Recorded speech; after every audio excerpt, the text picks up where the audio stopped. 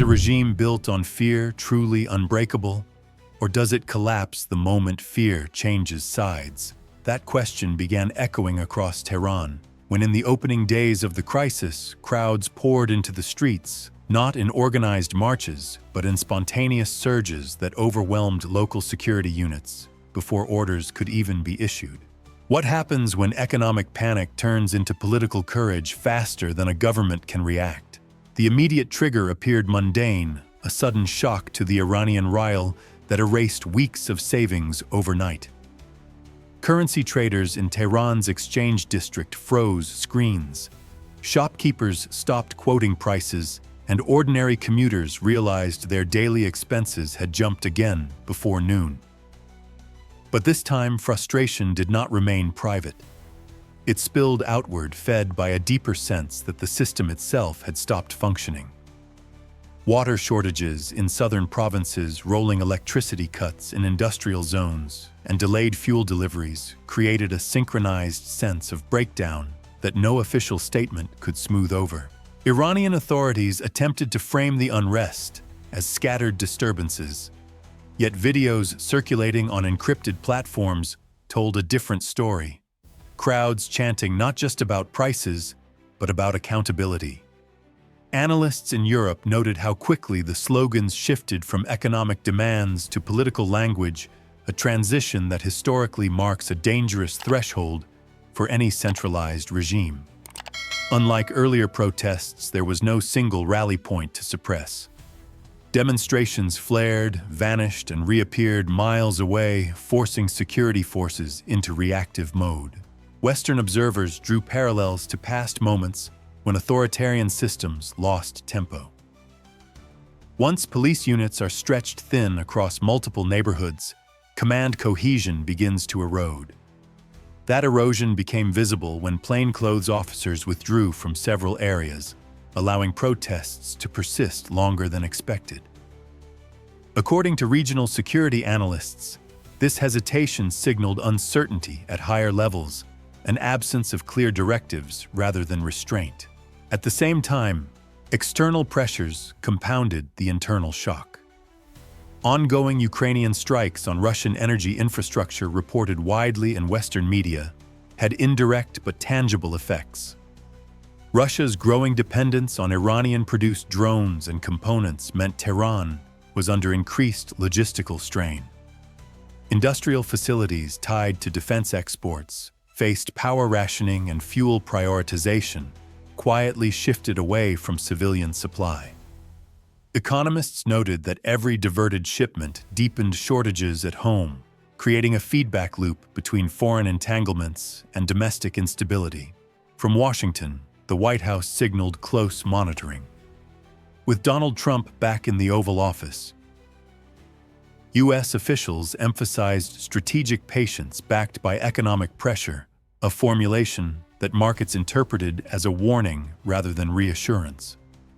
NATO diplomats, speaking privately, described Iran's unrest as a variable that could reshape energy flows across Europe if it disrupted Russian supply chains further.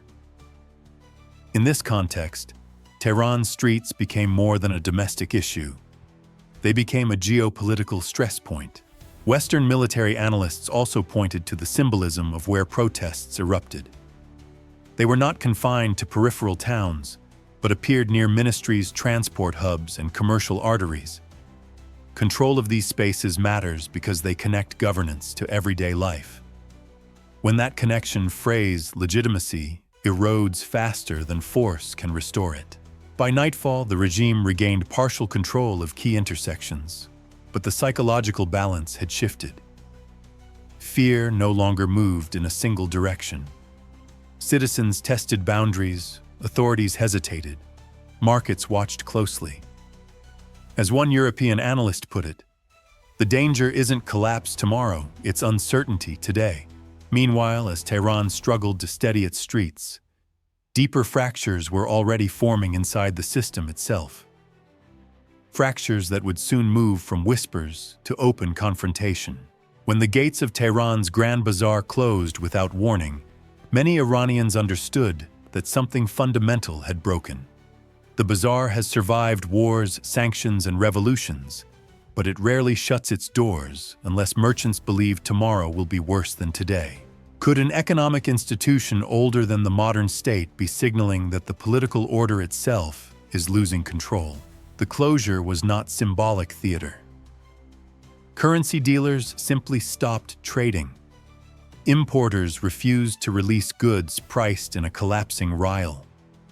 Shop owners removed price tags entirely, fearing that quoting numbers could mean instant losses. Within hours, food distributors delayed deliveries, pharmacies rationed imports, and transport unions quietly joined the slowdown. What began as a financial freeze quickly turned into a social one. Inflation was not new to Iran, but speed was. Economists tracking the crisis noted that the rial's plunge outpaced even the sharpest declines of previous sanction cycles. Households accustomed to improvising suddenly found there was nothing left to adjust. The bazaar's silence amplified a truth that official media avoided: prices were no longer rising gradually, they were leaping unpredictably. That unpredictability proved politically toxic. Protest chants shifted again, this time naming institutions rather than conditions. Merchants, traditionally cautious and pragmatic, joined street demonstrations near commercial hubs. Western analysts emphasized the significance when middle-class economic actors abandon neutrality. Unrest stops being episodic and becomes structural. Meanwhile, state responses only worsened the perception of drift. Conflicting announcements about currency controls, import licenses, and fuel subsidies created confusion instead of reassurance. Some officials blamed foreign manipulation, while others promised reforms without timelines. The contradictions suggested a leadership struggling to coordinate internally, let alone stabilize markets. Outside Iran, the implications widened.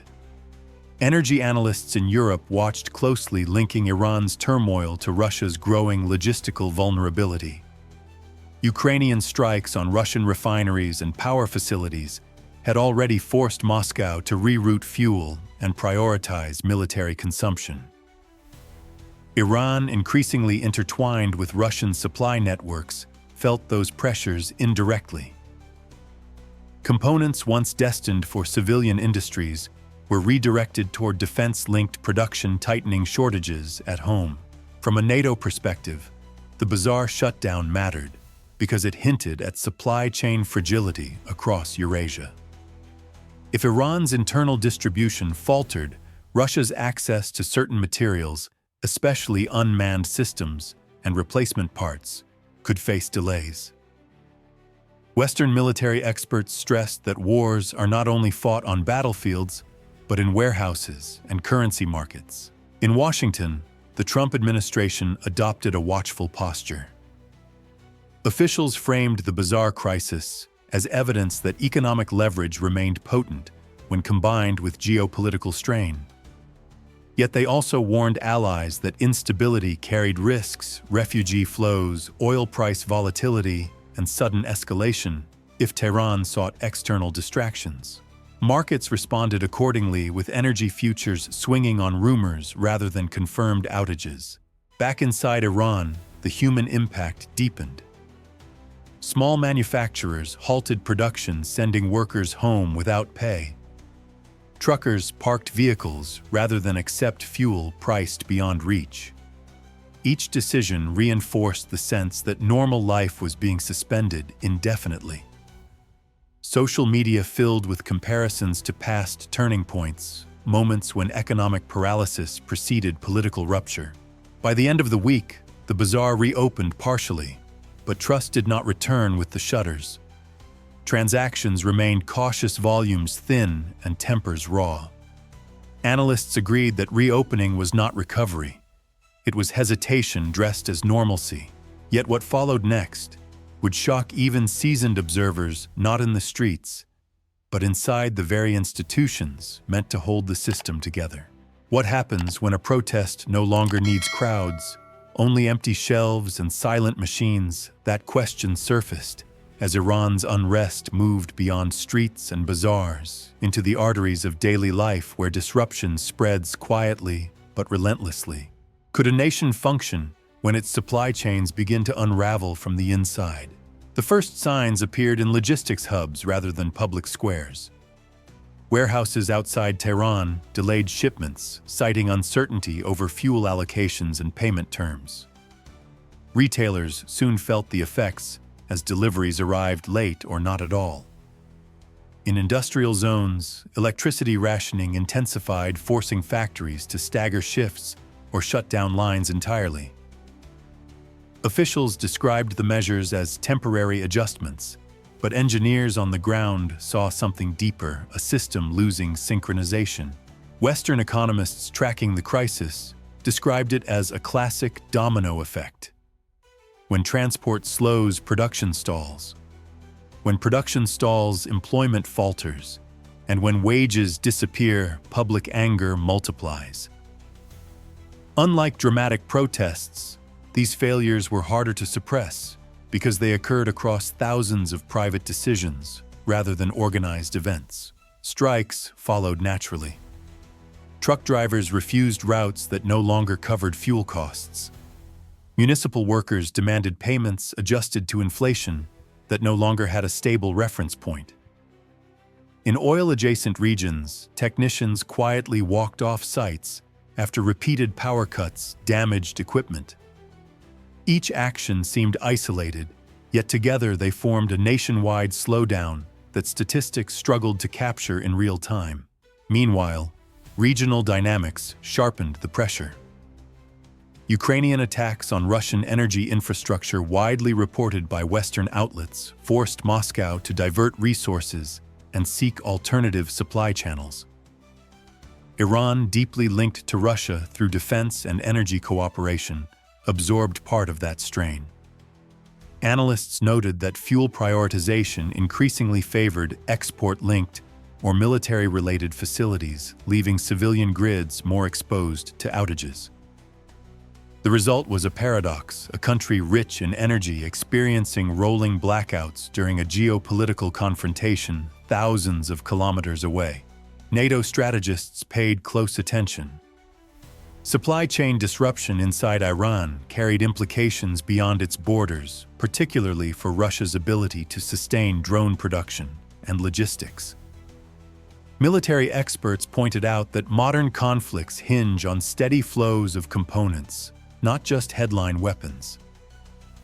If Iran's internal instability slowed those flows, it could indirectly alter the tempo of the war in Ukraine. From Washington, the Trump administration framed the situation cautiously. Officials emphasized that instability created leverage but also risk. A collapsing supply network could provoke unpredictable responses, from aggressive external posturing to internal repression. Markets reacted to both possibilities, with oil prices oscillating on speculation rather than confirmed shortages. Inside Iran, the social impact deepened. Families adjusted meals as staples became scarce or unaffordable. Hospitals postponed non-emergency procedures due to power uncertainty. Each inconvenience reinforced the sense that governance was no longer proactive, but reactive, chasing problems rather than anticipating them. Western analysts stressed that such conditions erode authority quietly. When citizens stop expecting solutions, they stop listening to explanations. The absence of a single flashpoint made containment harder. There was no square to clear, no leader to arrest, only systems failing one by one.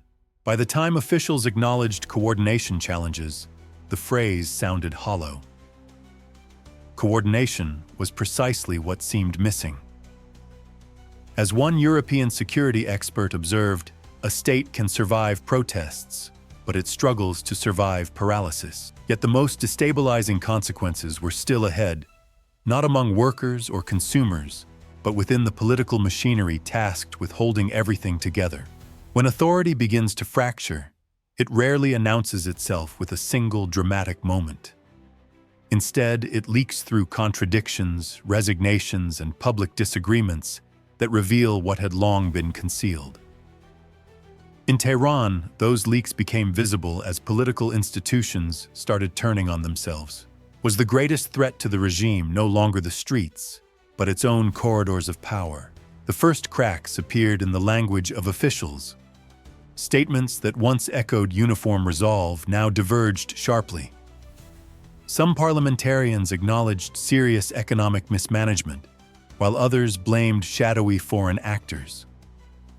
Cabinet members contradicted each other on currency controls, fuel allocation, and emergency powers. Western analysts noted that such public inconsistency often signals internal deadlock rather than transparency. Soon after, resignations followed. Mid-level officials stepped down, citing personal reasons, a phrase widely interpreted as pressure from above, combined with fear of accountability below. In Parliament, emergency sessions descended into accusations aired on state television, an unusual breach of discipline that hinted at eroding trust within the system. Each departure removed another layer of insulation between leadership and public anger. Security institutions long considered the regime's backbone showed subtler signs of strain. Orders were issued, then quietly revised. Deployments were announced, then scaled back. Analysts monitoring open-source footage observed uneven enforcement across neighborhoods, suggesting commanders were exercising discretion rather than executing centralized plans. In authoritarian systems, such discretion can be a warning sign. It means loyalty is being recalculated locally. Meanwhile, economic pressures intensified these political rifts. Budget reallocations meant to stabilize the triggered disputes between ministries competing for shrinking resources. Provinces complained of neglect, arguing that fuel and electricity were being diverted towards strategic industries linked to foreign commitments, particularly defense cooperation with Russia. This accusation resonated with the public, reinforcing the perception that domestic welfare had become secondary to external entanglements. From a Western strategic perspective, these internal disputes mattered deeply. NATO analysts emphasized that fragmented decision-making reduces a state's ability to respond coherently to crises. In Iran's case, it also complicated coordination with Moscow at a moment when Russia faced mounting challenges from Ukrainian strikes on its energy infrastructure. Any delay or confusion in Iranian support networks could ripple outward, affecting Russia's operational planning. Washington watched closely. Under President Donald Trump, U.S. officials framed the infighting as evidence that pressure was working, but they also cautioned against premature conclusions. Regimes under strain often oscillate between concession and crackdown, and unpredictability can be dangerous. Financial markets absorbed that uncertainty, reacting more to political rumors than policy announcements. Inside Iran, public perception shifted again. Protests increasingly referenced not just leaders but institutions themselves, parliament ministries, security forces. This broadening focus suggested a loss of faith in reform from within. Western sociologists noted that when blame spreads horizontally across the system, legitimacy erodes faster than repression can restore it. Yet the regime did not collapse. It adapted unevenly, improvising measures that calmed some areas while inflaming others.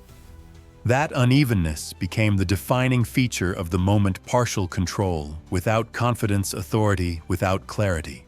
What followed next shocked analysts even more, not because of what happened inside Iran, but because of how events there began reshaping calculations far beyond its borders. Could unrest on Iran's streets quietly weaken Russia's war effort thousands of kilometers away? That question began circulating in Western security briefings as signs emerged that Tehran's internal crisis was colliding with Moscow's external dependencies. If Iran stumbles, how much leverage does Russia really lose? For months, analysts had tracked the deepening military-technical ties between Moscow and Tehran, particularly around unmanned aerial systems and supporting components. Iran's drone production lines, widely believed in the West to underpin Russia's sustained strike capacity, rely on stable electricity, predictable logistics, and uninterrupted access to materials. Iran's domestic turbulence threatened all three at once. Power rationing disrupted assembly schedules. Transport slowdowns delayed parts. Financial uncertainty complicated payments to subcontractors operating on thin margins. This vulnerability became more acute as Ukrainian forces intensified strikes on Russian energy infrastructure. Attacks on refineries, fuel depots, and power nodes inside Russia, reported across major Western outlets, forced Moscow to prioritize domestic repairs and military consumption. The margin for error shrank. Any disruption to external supply partners now carried outsized consequences. In that context, Iran's instability was no longer a peripheral concern. It was a strategic variable. Western military experts emphasized the compounding effect. Modern warfare depends on redundancy. When one node fails, alternatives must compensate. Ukraine's pressure on Russian energy assets narrowed those alternatives. If Iranian production slowed simultaneously, Russia's ability to sustain long-range strikes and battlefield tempo could degrade faster than official statements suggested. Analysts warned that such degradation might not appear immediately on the front lines, but would emerge over weeks as inventories thinned. From Moscow's perspective, the situation triggered visible anxiety. Russian officials avoided public acknowledgement, but signaled concern through accelerated diplomatic outreach and tightened security around critical facilities. Energy exports already strained by sanctions and sabotage became even more politically sensitive. Any shock that reduced Russia's operational flexibility risked cascading into broader economic stress. NATO observers framed the moment as a strategic convergence. Ukraine's targeted energy campaign, Iran's domestic fragility, and Russia's stretched logistics intersected in ways that amplified each other. A senior Western analyst described it as pressure-stacking individually manageable challenges becoming destabilizing when aligned in time. Washington's response reflected cautious calculation. Under President Donald Trump, U.S. officials highlighted the importance of sustained pressure without direct escalation. The message to allies was clear: indirect leverage was working, but unpredictability remained high. Energy markets reacted accordingly, pricing in volatility rather than collapse. Inside Iran, awareness of this external linkage fueled public resentment. Protesters increasingly referenced foreign commitments in their chants, accusing leadership of sacrificing domestic stability for external alliances. That narrative resonated widely, particularly among workers affected by power cuts and delayed wages. Western sociologists noted that when foreign policy becomes a household grievance, regimes face a legitimacy crisis that transcends ideology. Yet Moscow was not without options. Analysts cautioned that Russia could seek alternative suppliers, draw down reserves, or adjust operational tempo to compensate. The question was timing. Each adaptation required resources already under strain from Ukraine's persistent strikes and broader economic pressure. As one European defense expert summarized Iran's crisis, doesn't decide the war, but it narrows Russia's room to maneuver. Narrower margins mean higher risk, sharper trade-offs, and fewer mistakes tolerated. What followed next shifted the focus again not back to Tehran or Moscow alone, but to how global powers recalibrated their strategies as the shockwaves spread outward. As the crisis rippled outward, the central question confronting global capitals was no longer whether Iran could stabilize itself, but how far the shockwaves would travel before new fault lines emerged. What began as domestic unrest had evolved into a test of geopolitical resilience across energy markets, alliance structures, and strategic planning rooms. Could instability in one country redraw calculations for three major powers at once? In Beijing, analysts assess the situation with characteristic caution. China's interests in Iran are primarily economic energy access infrastructure investments and long-term leverage along Eurasian corridors. Prolonged instability threatened predictability, something Chinese planners prize above all else. While Beijing avoided overt commentary, Western diplomats noted a subtle shift, reduced risk appetite, delayed commitments, and contingency planning for supply disruptions. For China, Iran's turmoil was less about ideology and more about uncertainty creeping into long-range strategy.